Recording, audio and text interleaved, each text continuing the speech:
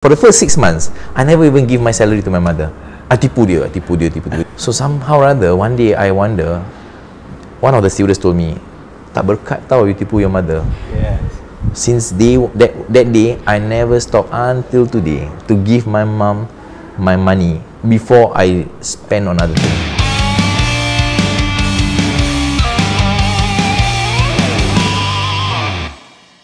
Assalamualaikum warahmatullahi wabarakatuh. Saya Zarul Husin aka Zarul Umbrella. Welcome back to my channel. Okey, tetamu saya pada hari ini merupakan saya punya rakan sekerja masa saya di Malaysia Airlines dulu, dan kita orang pernah bekerja sama, tak ingat pergi flight mana kan.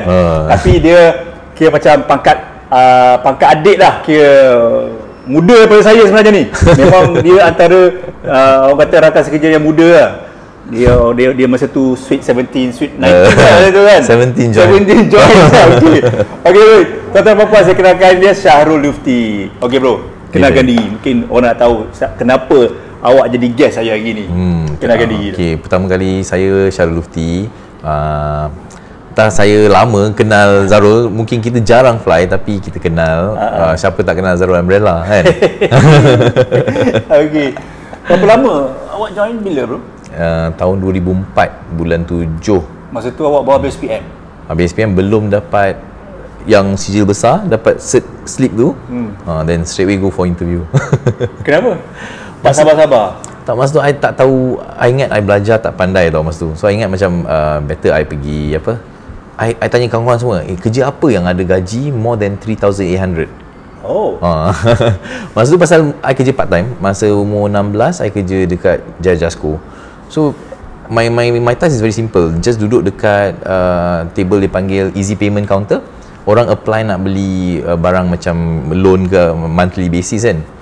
My task is only scan the documents and fax. 4 hours je. Tak boleh kerja tak boleh kerja apa orang kata overtime, tak boleh. 1 hour RM4. Then every month gaji 416. 400 masa sekolah. Okay. Alright.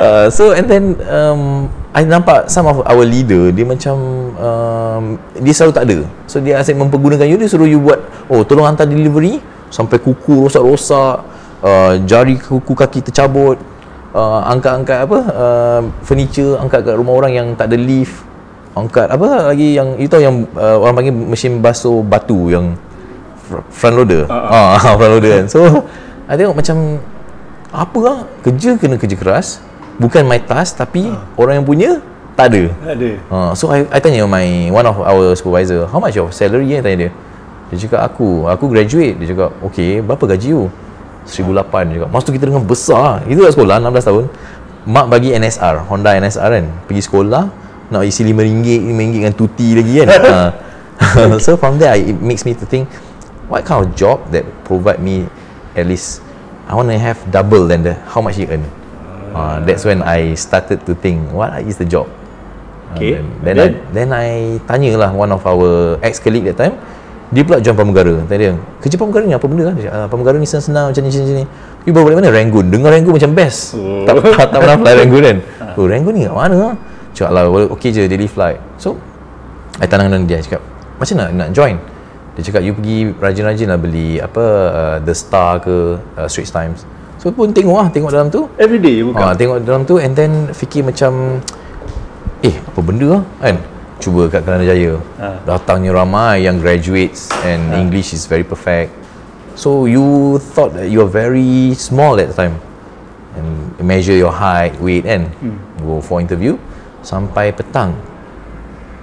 First stage dapat, second stage dapat, third stage dapat, fourth stage dia tanya, how old are you? I said, I'm 18. No. You're only 8. You are 17. You're not even 18 yet. So okay. So we keep you KIV. So then they have like few discussion among them. Why KIV?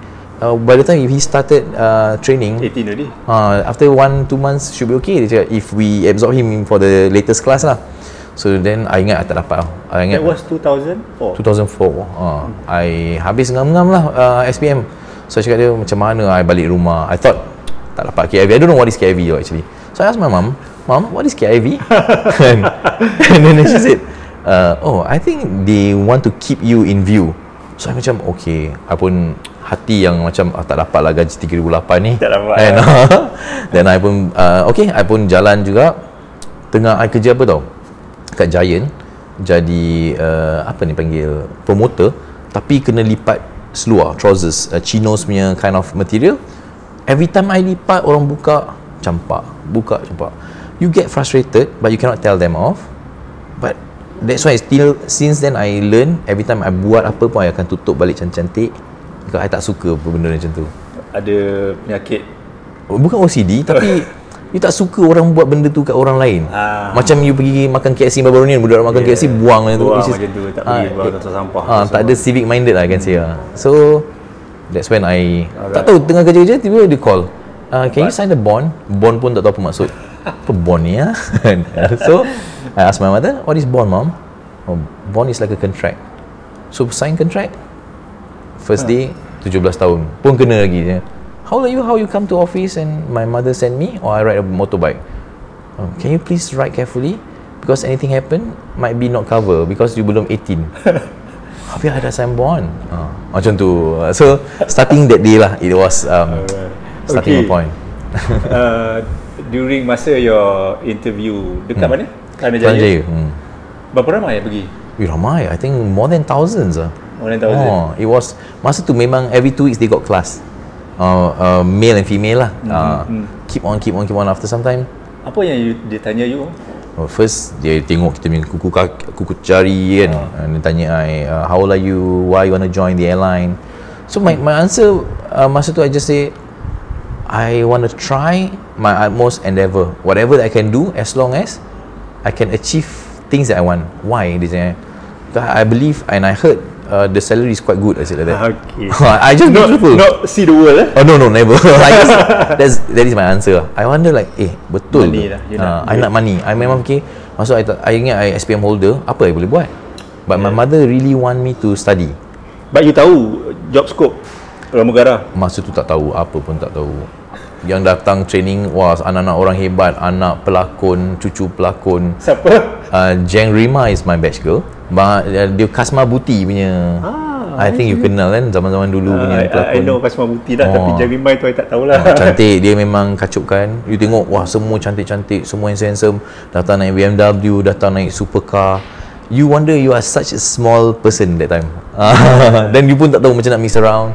Kan? Orang yang ni perwatakan berbeza. So, and then masa you belajar aviation terminologies, basic of aviation apa semua, masa tu apa you rasa? Thank God that time basically my family members, they always speaks in English tau, except me. Whenever people question me in English that time, I mesti answer back in bahasa Melayu.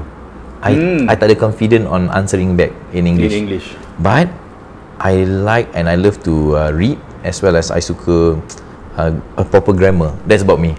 I nak everything follows the correct punya word lah. Tapi tak berani nak cakap. So okay lah, benda-benda perkataan perbezaan tu, bromo, chloro, difluoromethane, BCF, all things I can remember.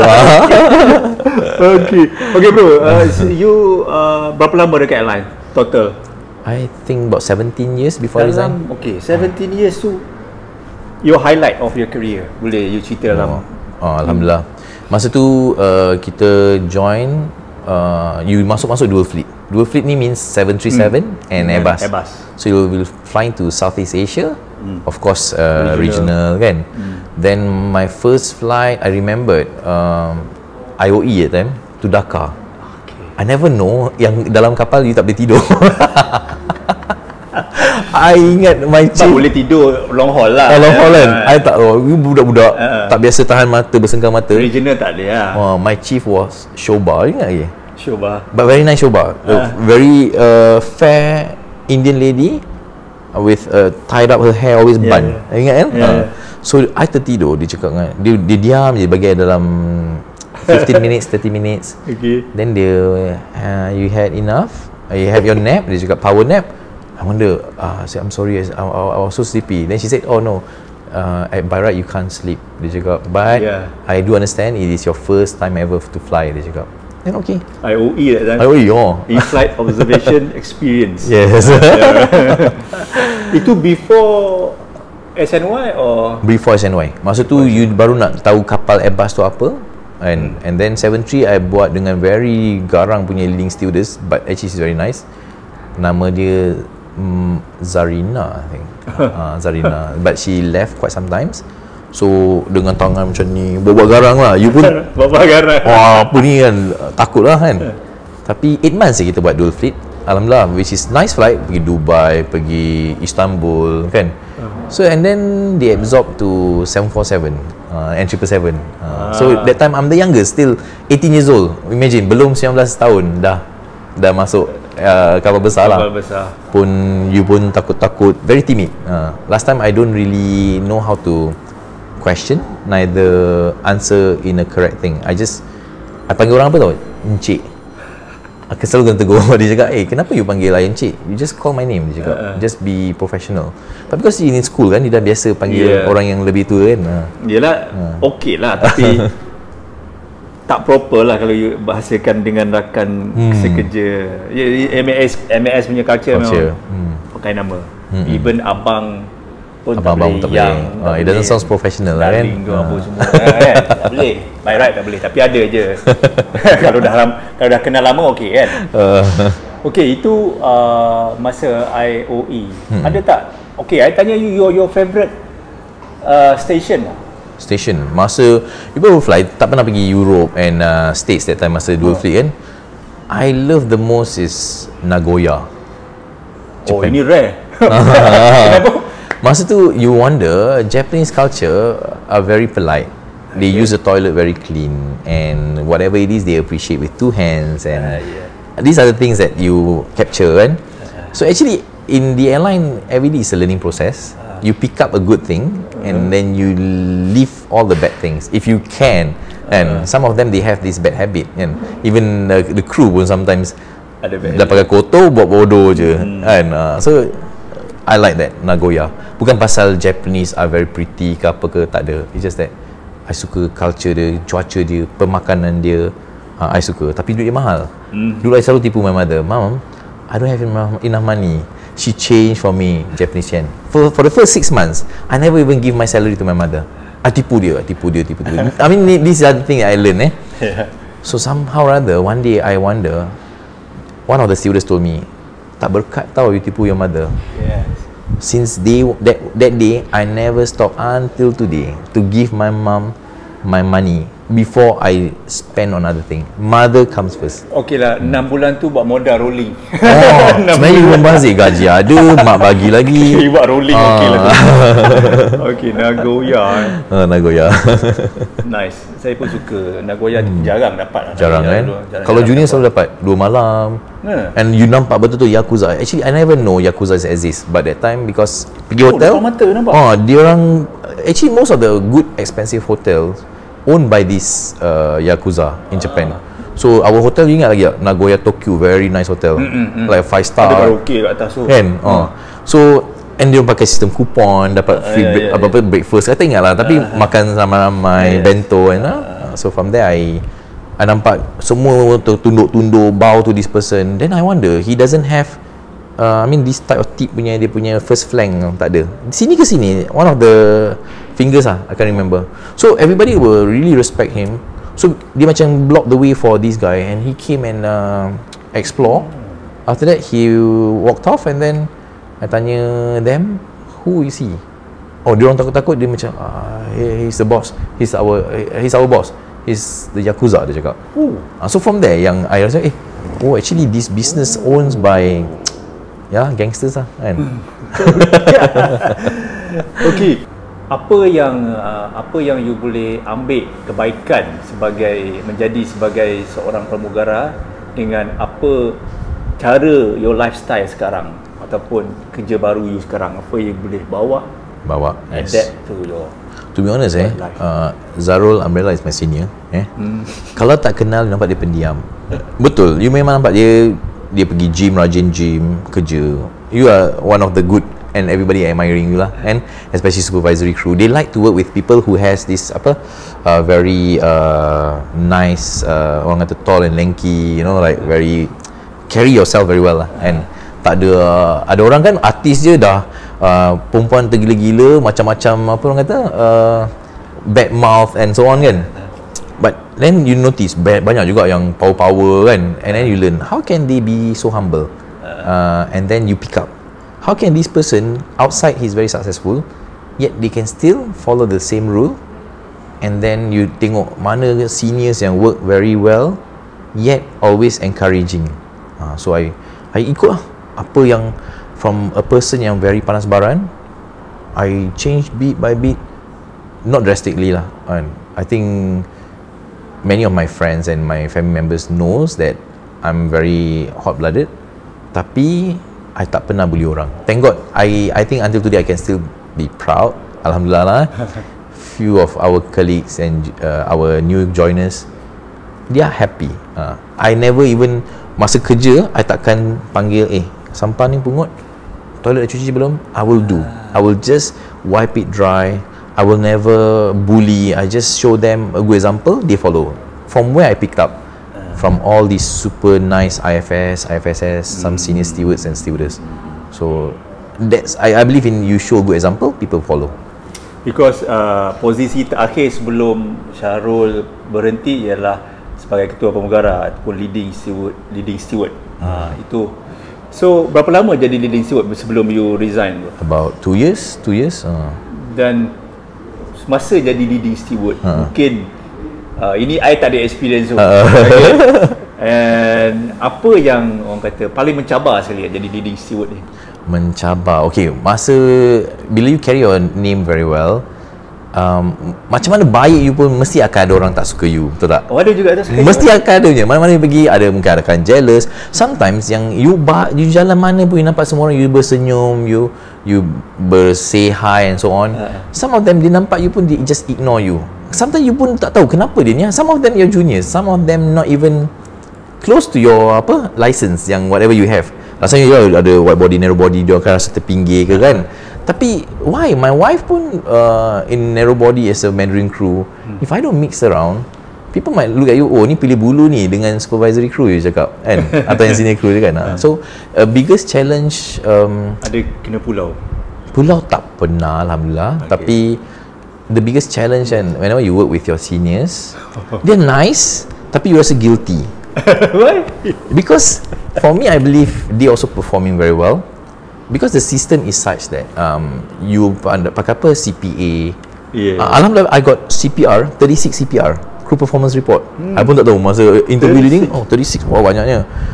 Complimentary tak tahulah berapa banyak, and sijil apa, MH Star, I got 8. So I pernah menang juga Best Steward 2017. So siapa yang bagi? I pun tak tahu masa tu. I keluar kita sampai Madinah kan, sampai kita punya Captain Hamdan yang awal kita punya COO ke apa. I pun dah, I ingat muka dia macam Chinese look, and with their entourage came on board. Where Syahrul Lufti, you pun takut apa pasal aku buat salah ke kan. And then congratulations, bagi sijil and so on. So from there lah, you rasa macam I see. at least I always kejar something for the benefit of everyone. Bukan I tak tahu. Best cabin crew. Yes, 2017. I still kept the MAS. Yes. Ini dah boleh jadi tajuk bro. Video. Masa tu Menon, LS Menon, ingat Menon dapat belah LS Steward. Then ada FS apa? Apa tak ingat, tapi ada sijil I kept tau in my tu. Nanti bagi I sijil. I ingat 2017 or something like that. Okay. Emergency experience, apa medical emergency ke, turbulence ke, severe turbulence ke, ada CPR ke? CPR yang paling sering CPR. Tapi yang masa severe turbulence is I nampak cut tu 747 kan quite high kan, ceiling kan. The cut flung almost hit the ceiling, and my head, kita quite tall lah. I'm 183 cm, so my head touches the thing. Rasa rambut I kena and jatuh. Then itu yang I rasa a bit scary. Tapi medical emergency, Madinah flight arrival into KL, I was working in upper deck, and I heard somebody page call for doctor or something like that. Padahal dah touchdown, passengers are going out and leaving the aircraft lah. So bila I turun, diorang kata jangan, you yang mana atas jangan campur, takut passenger penyakit ke apa ke. So passenger tu dia dah nak sampai, dia nak keluar dah pun, tiba-tiba dia masuk toilet, dia jatuh dalam toilet. Balik dia keluar, I think dia dah mula tak berapa sihat lah kan. So husband dia cakap dengan dia, sabar dah sampai dah, maksudnya sabar sikit lagi lah kan.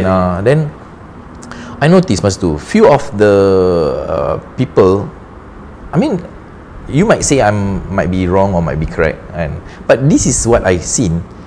Many of them dispersed, only few of them that willing to assist. And I remembered this guy named Hairi, this steward. He were there. He asked me, Syarul, what to do, nak buat CPR ke? Masa tu ada juga medical personnel yang I think dia consider new ke apa ke, ataupun panic. Ada satu nurse yang memang tabung haji nurse, dia ada kat sana. Dia cakap, okay kan, proceed, kita buat. Steward tu pun buat. That time I already a leading steward, tapi I came down and I cakap, okay, dah habis, nak change kan. Bila kita nak change tu, tekan. Then bila nak ambil oksigen tu, kita nak pakai kapal punya, diorang tunggu yang outside, because dah buka pintu kan. So the keep on CPR, and I dengar dia punya nafas bunyi, macam I don't know, maybe nyawa dia terkeluar ke apa.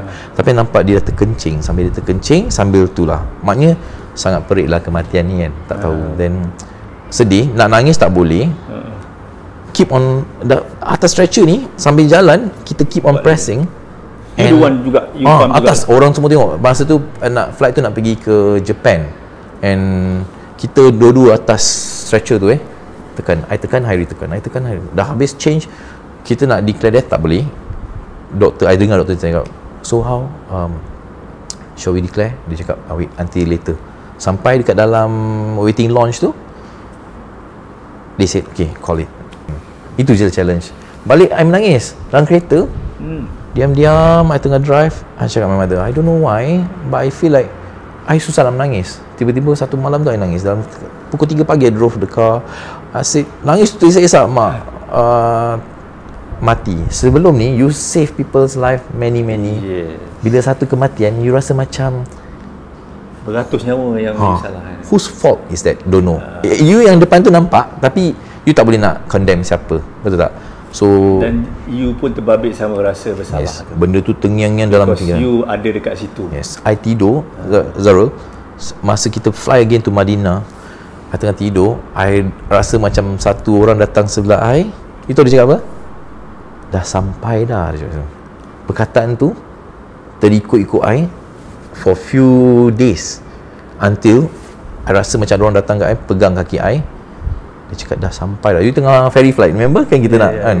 Waktu bangun terkejut, and I cakap sendirilah, macam I cakap, tolonglah jangan kacau aku. Aku cuba sedaya upaya untuk tolong kau. Saya rasa you maybe tak boleh lepaskan lagi that. Mungkin pasal kita nampak apa yang berlaku depan tu. Sebab you masih rasa bersalah, dan you tak lepaskan lagi rasa bersalah tu. That's why benda tu sentiasa ada dengan you. Macam kenapa tak you tak let go. Kenapa tak cuba-cuba secepat mungkin. Siapa yang nampak. Tapi I respect that steward named Hairi lah. He were there. He memang ditanya, Syarul nak CPR. Oh, jom kita buat. Tak ada berlengah lagi.